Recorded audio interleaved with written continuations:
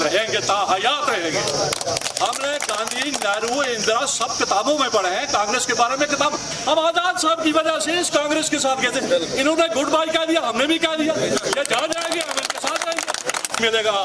उन्होंने आउट कर दिया, दूसरे क्रिकेट प्लेयर ने धोखा दे दिया जो इनके साथ खेल रहा था, आउट तो हो गए। फिर इन्होंने खुद कुर्सी टकराई है, ये मुझे पता है। इनको यह कहा गया आप मीटिंग बनाइए, कुछ लोगों को खरीद आई डोंट बादर के भाई मुझे किसी को खरीद, ये मुझे पता है। I was in that meeting. ऐसे गजूर लीडर है हिंदुस्तान की पार्लियामेंट में हमारे साथ।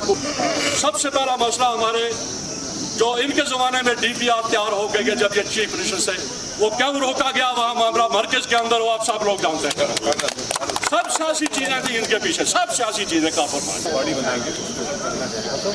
मैंने पहले ही कहा आप क्या कर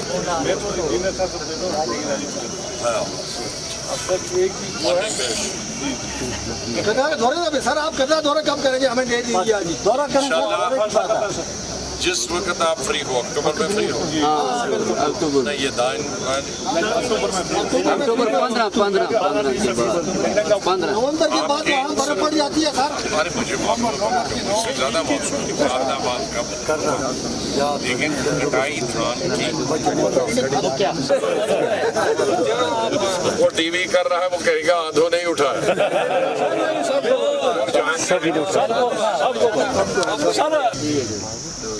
पाँच छः, लेकिन वो नाम जो कश्मीरियों को भी समझ आए, जम्मू को भी समझ आए, गुजर भाइयों को भी समझ आए, बोलने में आसान, और औरतों को भी समझ आए, गांव वालों को भी समझ आए। अंग्रेजी वाला नाम नहीं जो हमारे सर के ऊपर जाता। अच्छा, कोई कश्मीरी बुजुर्ग मेरे पास आए, उसने और ही गोला मारा, उसने नाम अंग्रेजी नाम रखो। तो मैंने कहा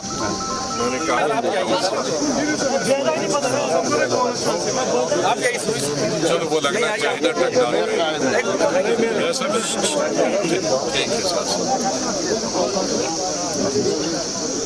हर जगह पब्लिक मीटिंग नहीं कर सकते। मैंने 2 हफ्ते का प्रोग्राम बनाया था जम्मू कश्मीर, और जम्मू कश्मीर चाहे आबादी में बहुत कम है, लेकिन इलाका बहुत बड़ा है, रकबे के हिसाब से बहुत बड़ा है। तो मैंने ये दिल्ली में फैसला किया था कि मैं लोगों को पूछे बगैर कोई तंजीम नहीं बनाऊंगा, कि वो तंजीम बराए तंजीम नहीं होनी चाहिए, उसको लोगों का सपोर्ट होना चाहिए। तो इसलिए मैं 2 हफ्ते का मैंने प्रोग्राम बनाया, कहीं पब्लिक मीटिंग, कहीं डेलीगेशन। जम्मू में पब्लिक मीटिंग भी हुई, फिर चिनाब वैली में हुई, लेकिन जिन जिन इलाकों में नहीं पहुंचा मैं सुबह जम्मू के तकरीबन 350 डेलीगेशन मुझे 4 दिन में वहाँ मिले। उन इलाकों के मैं जहाँ नहीं गया, 43 की 43 असम्बली कॉन्स्टिट्यूंसी के डेलीगेशन मिले, एक नहीं 5-5, 6-6 डेलीगेशन मिले। इसीलिए तो वो 450 पास 350 पौने 400 डेलीगेशन हुए। और उनसे यही सवाल पूछा, वो सब डेलीगेशन मैंने किसी को बुलाया नहीं था, अपने आप से आए। जितने भी डेलीगेशन आए थे उसमें लीडर थे, उसमें बहुत सारे लोगों ने बीडीसी, डीडीसी, कांग्रेस को छोड़कर ब्लॉक कमेटी के, डिस्ट्रिक्ट कमेटियों के लोग आए, स्टेट कमेटी के लोग आए, मुझे समर्थन दिया। और शायद तारीख में ये पहली दफ़ा होगा कि लोग आदमी को समर्थन दे रहे हैं, पार्टी उसकी है ही नहीं। तो मैं उनसे पूछता था, मेरी पार्टी नहीं है। कहा आप जो पार्टी बनाओगे आप ही पार्टी हो, आपको हम अपना सपोर्ट देने आए। तो अभी ग्रीवेंसेस नहीं थी, सपोर्ट देने के आए। जो मुझे पूछना चाहे था वो खुद कह रहे हैं हम इतने दूर से आए हैं, आपकी सपोर्ट में आए हैं। तो फिर मैं उनसे हाथ खड़े करवाता हूँ कि भाई नई पार्टी बनाने की इजाज़त है? वो कहते हाँ। उसको चलाने के लिए तैयार हो? कहते हाँ। तो एक तरीके से मैंने नई पार्टी के लिए एक मुर्दमशुमारी की, रेफरेंडम किया कि बनानी है कि नहीं बनानी है, इसको अब चलाओगे। वो जम्मू सूबे की बात है। कश्मीर में भी ये 2 दिन से दो दिन पहले तो बारामूला में हुई थी मीटिंग, वहाँ भी हमने हाथ खड़े करवाए, और यहाँ भी 2 दिन से हर असेंबली वाइज लोग आ रहे हैं। Region south Kashmir, north Kashmir, central Kashmir से लोग आ रहे हैं। वही एक ही मांग इस वक्त, वो अपनी ग्रीवेंसेस नहीं बता रहे हैं, सड़क, पानी वगैरह। वो कहते हैं आपने बहुत दिया है, बल्कि गिनाते हैं उस काम को। हम कहते हैं कि आपको समर्थन दें। बाद आज पहली बार आप श्रीनगर में आए हैं, मुझे बताएगा कि रुतबा इज्जत सब कुछ पार्टी ने दिया था, उसके बाद पार्टी को अलविदा किया, क्या कारण हो सकती है? इससे पहले भी आपने जवाब दिए, लेकिन मैंने कई जवाब दिए इसके कि रुतबा दिया, और रुतबे में मेरा अपना काम भी 90%। जी। और रुतबा तब मिलता है, सोए हुए को कोई ये रुतबा नहीं देता है। आप अपनी स्टेट की देखिए, 35 साल के बाद मैंने गवर्नमेंट लाई। मुझसे पहले भी प्रेसिडेंट थे, मुझसे बाद भी प्रेसिडेंट बने। मैं प्रेसिडेंट बना पीसीसी का 2002 में। कितनी सीटें जीती थी उससे पहले? 6, उसमें 3 भाग गए थे, 3 ही सीटें। तो 3 सीटें मेरी 6 महीने की कारकर्दगी में हुकूमत बनी। अब वो कांग्रेस ने बनाई कि मैंने बनाई? कांग्रेस बनाती तो 35 साल बनाती, कांग्रेस बनाती तो उसके बाद बनाती। तो इसलिए वो जो स्टेटें मैंने जीती हैं, मैंने अपने लेटर में लिखा है कि पिछले 36 सालों में, जब से मैं जनरल सेक्रेटरी बना, मेरा स्ट्राइक रेट मतलब जीतने का रिकॉर्ड 90% रहा, और बाकियों का 90% हारने का रहा। तो अब मैं 90% जिस स्टेटें जिता के रहेगा वो बनेगा कि जिसने 90% हरवा। तो इसलिए उनका ये कहना नहीं मालूम है, उन्होंने खुद अपनी सीटें हारी है जो ये कहते हैं। नया कश्मीर मैंने कभी नहीं कहा। मैंने हमेशा पहले भी मेरा नारा था खुशहाल कश्मीर, अभी भी नारा। नहीं, मैं किसी पार्टी के और किसी लीडर के खिलाफ, चाहे सुनो भाई, एक का जवाब सुनो, मैं किसी लीडर के, किसी पार्टी, वो नेशनल पार्टी हो या रीजनल पार्टी हो, उनकी सबकी इज्जत करता हूँ। मैं खिलाफ नहीं किसी के हूँ। मेरा अपना रास्ता है, और मैं हमेशा दरिया की तरह अपना रास्ता बनाता हूँ। किसी को रास्ते की ठोकर नहीं, किसी रास्ते का पत्थर नहीं समझता हूँ।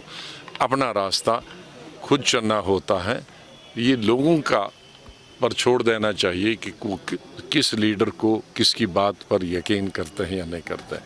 मुझसे कभी ये तवक्का नहीं कीजिए कि मैं किसी लीडर या किसी पार्टी के खिलाफ कोई लफ्ज़ क्या आजाद पार्टी का नाम जो है, क्या पार्टी का नाम कब आप घोषित करेंगे? नहीं, लोग हजारों लोग थोड़ी चुनते हैं। हजारों लाख लोग जीते, वो अपनी अपनी सलाह देते हैं, और नाम लोग नहीं चुनेंगे। नाम कई आए हैं मेरे पास, कई हजार नाम आए हैं, जम्मू कश्मीर के लोगों के भी और हिंदुस्तान भर के लोगों के। मेरे ख्याल में जब तक मैं दिल्ली पहुंचूंगा तो 10-15 हज़ार नाम आए होंगे। अपने वेल विशर अल्लाह की मेहरबानी है, मेरी दौलत नहीं है, लेकिन हिंदुस्तान में तकरीबन सब लोग जानते हैं, और सब पार्टियों के लोग जानते हैं। जितनी हिंदुस्तान में रीजनल नेशनल पार्टियां हैं, उनको मैं 40-50 साल से जानता आया हूँ। जो भी वेल विशर है मेरा, वो जिसको न मिलता है कि भाई ये नाम होना चाहिए, वो भेजता रहता। अब उनको एक जगह जमा करना है, तो कोई न कोई इन हज़ारों नामों में तो पसंद आएगा। ये भी शायद रिकॉर्ड होगा कि एक पार्टी को हिंदुस्तान भर के नाम लोग या साथी, वो इंजीनियर हैं, प्रोफेसर हैं, रिटायर्ड जज जनरल्स हैं, रिटायर्ड जजेस हैं, और किसान हैं या मजदूर हैं। पार्टी की क्या प्राथमिकता रहेगी? क्या स्टेटहुड पे आप बात करेंगे? मेरी प्राथमिकता मैंने जम्मू में भी बताई है। फर्स्ट प्रायोरिटी है स्टेटहुड, और उसके साथ ही नंबर 2-3 मैंने कहा ज़मीन, और ये हमारी नहीं जॉब्स, वो हमारे होने चाहिए। मैंने ये वाज़ेह भी क्या कर दिया है 370 के बारे में कि 370 कोई मुझे कहेगा खिलाफ है, तो फिर वो अगर भूल गए हैं 3 साल पहले वाली मेरी पार्लियामेंट में तकरीर जो 200 मुल्कों ने सुनी है, क्योंकि 200 मुल्कों ने गुलाम नबी को नहीं सुनना था। 200 ममालिक कश्मीर को जानते हैं, और ये बिल जब आया, क्योंकि पहले किसी को मालूम था, बिल होने के बाद 370 ख़त्म किया, स्टेट के टुकड़े किए, तो वहाँ के जो लीडर्स थे इन ममालिक के या टूरिस्ट यहाँ आते थे जानते, उन्हें चैनल्स लगाए, यूट्यूब देखे ये ऐसा क्या हो गया हिंदुस्तान में, तो उसी यूट्यूब में उन्होंने हमारा यूट्यूब भी देखा।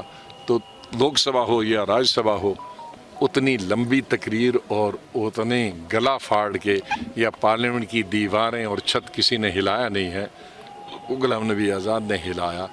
तो दुनिया भर से मुझे ऑस्ट्रेलिया से टेलीफोन आए, अमेरिका से टेलीफोन आए, लंदन से तो सैकड़ों टेलीफोन आए, यूरोप से आए, सऊदी अरेबिया से आए, सैकड़ों कंट्रीज से आए। क्या बिहार, कुछ लोग कहते हैं हम जानते हैं, जो हिंदुस्तानी जो नहीं जानते थे वो कैसे हमने सुना था आपके बारे में, लेकिन नाम सुना था लेकिन तकरीर करते नहीं बोला। कहीं ने कहा कि हमें आपने हिंदी में बोला था, अंग्रेज़ी में नहीं, लेकिन हमने ट्रांसलेशन कराया, लेकिन आपके शक्ल से और बॉडी लैंग्वेज हम समझ सकते थे कि आप कितने गुस्से में थे। तो अगर यहाँ किसी ने नहीं सुना है तो अमेरिका से पूछे, बरतानिया से पूछे मैंने क्या स्पीच की है, और यूट्यूब पे देखें। तो 370 में वाहिद आदमी हूँ जिस पे उस ज़बान में भाषा की है। लेकिन मैं लोगों को गुमराह नहीं करता हूँ हमेशा। मैं कहता हूँ दो रास्ते हैं। एक रास्ता है पार्लियामेंट का। आज मैंने रिकॉर्ड भी मंगाया पार्लियामेंट का, 378 वोट मोदी के फेवर में और 77 हमारे फेवर में। 9 पार्टियां, हमने जो 370 के हक में 9 पार्टियां सिर्फ 77 वोट, और 377 ख़त्म करने के लिए, ने 370 को ख़त्म करने के लिए 377 एमपीज़ और 8 पार्टियां। ये कहना भी गलत होगा, गुमराह करना होगा कि बीजेपी अकेली थी। 7 पार्टियों ने, 8 पार्टियों ने बीजेपी की मदद की है और 9 पार्टियां हम, और वो 9 पार्टियां सब छोटी छोटी पार्टियां। तो इसलिए इन 9 पार्टियों को, जब अभी तक तो 77 ही वोट है, इनको 370 बनाने हैं, वो कितना टाइम लगेगा। तो इसलिए मैं कहूँगा कि भाई मुझे वोट दे दो, चीफ मिनिस्टर बना दो, तो मैं पार्लियामेंट लाऊंगा, तो अपने आप को भी धोखा दे रहा हूँ, लोगों को भी धोखा दे रहा हूँ। क्लियर? अच्छा सुनो, मैं क्वेश्चन जब ख़त्म मेरे सवाल होंगे फिर आप। दूसरा है सुप्रीम कोर्ट का रास्ता।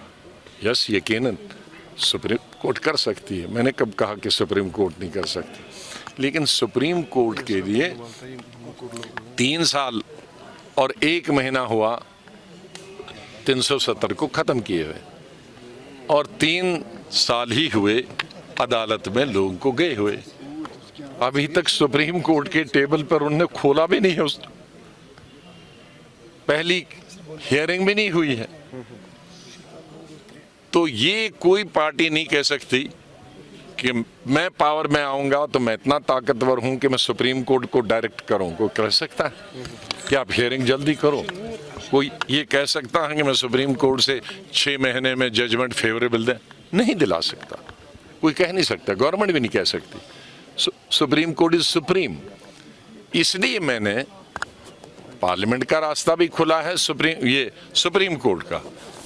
लेकिन समय की बात, आज कोई कहेगा 6 महीने में दूंगा, 6 महीने हमारा एक्शन है। लिहाजा मैं ये कहता हूं सियासी पार्टियों से, आप डेवलपमेंट का मुद्दा रखो और इसको मुद्दे से बाहर रखो, क्योंकि मुद्दे हमने बहुत 70 साल में कहे, वो एक मुद्दा पूरा नहीं हुआ है, और लोग समझते हैं अब हो जाएगा, और फिर वो लोग वोट जज्बात के नाम पर देते हैं।